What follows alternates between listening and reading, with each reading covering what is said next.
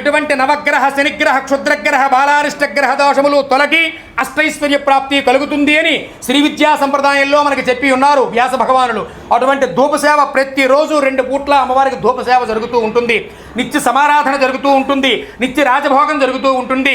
ఇటువంటి రాజభోగాన్ని అనుభవించేటువంటి ఆ రాజశ్యామల రూపం, రాజరాజేశ్వరి రూపం, వారాహి రూపం, ఆ అష్టలక్ష్మి రూపం, మహాలక్ష్మి రూపం, ధనలక్ష్మి, ధాన్యలక్ష్మి, రాజ్యలక్ష్మి, అష్టలక్ష్మి, వైభవలక్ష్మి, సౌభాగ్యలక్ష్మి, సంతానలక్ష్మి, విద్యాలక్ష్మి, విజయలక్ష్మిగా వలసిందేటటువంటి ఈ శ్రావణలక్ష్మిగా ఈ శ్రావణ మాసంలో అమ్మవారు కొలవబడతారు. అమ్మవారి యొక్క అనుగ్రహం ప్రతి ఒక్క భక్తులకి ఉంటుంది.